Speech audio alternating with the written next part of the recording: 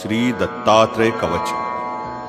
नमो नमः श्री गुरुदत्तं दत्तदेवं जगद्गुरुं निष्कलं निर्गुणं वन्दे श्री दत्तात्रेय नमोस्तुते। सुरेशं वन्दितं देवं त्रैलोकलोकवन्दितं हरिहरात्मभुवन्द्यं दत्तात्रेय नमोस्तुते। ब्रह्मलोकेषु भूतेषु शङ्खचक्रगदाधरं पाणिपात्रधरं देवं श्रीदत्तात्रेय नमोस्तुते।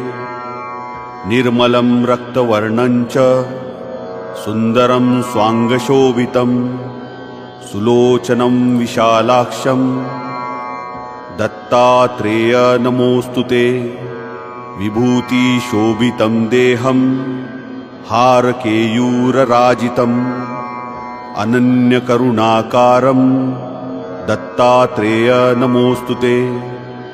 विभूतियुक्तभालं च जटामुकुटमण्डितं सुदीप्तौ कुण्डलौ कर्णे दत्तात्रेय नमोस्तुते। प्रसन्नवदनं देवं भुक्तिमुक्तिप्रदायकं त्वां नमामि जगत्रात दत्तात्रेय नमोस्तुते। राजराजं महाराजं कार्तवीर्यवरप्रदं सुभद्रं भद्रकल्याणं दत्तात्रेय नमोस्तुते। अनूसुयदराज्जातं अत्रिमुनिसमुद्भवं विरक्तं योगिभिज्ञेयं दत्तात्रेय नमोस्तुते। दिगंबरं तनुश्रेष्ठं ब्रह्मचारी व्रते स्थितं भिक्षुं च दण्डिनं चैव दत्तात्रेय नमोस्तुते।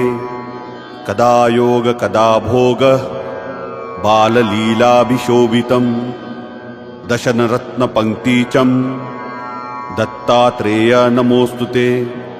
भूतबाधा भयोन्माद ग्रहपीडाविनाशकं दारिद्र्यव्यसनहारं दत्तात्रेय नमोस्तुते।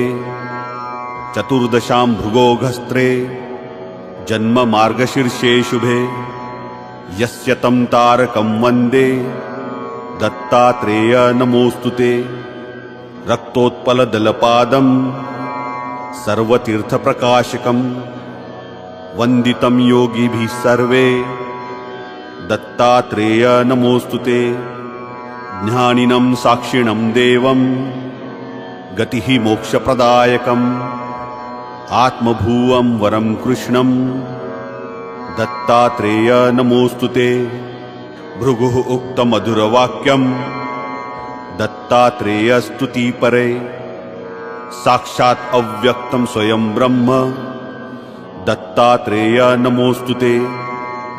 प्राणिनां सर्वजातीनां कर्मपाशप्रभञ्जकं दत्तात्रेय स्तुतिस्तोत्रं सर्वकार्यविधायकम् अपुत्रो लभते पुत्रं धनधान्यसमन्वितं राजमान्यो भवेत् लक्ष्मीः प्राप्तं लभते क्षणात्।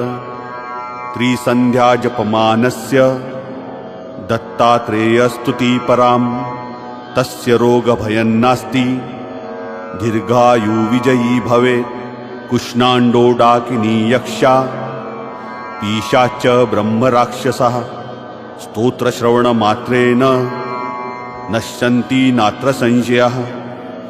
21 श्लोकानां यः सहस्रं पठेन्नरः प्रयताप्रातरुत्थाय साक्षादेवं स पश्यति।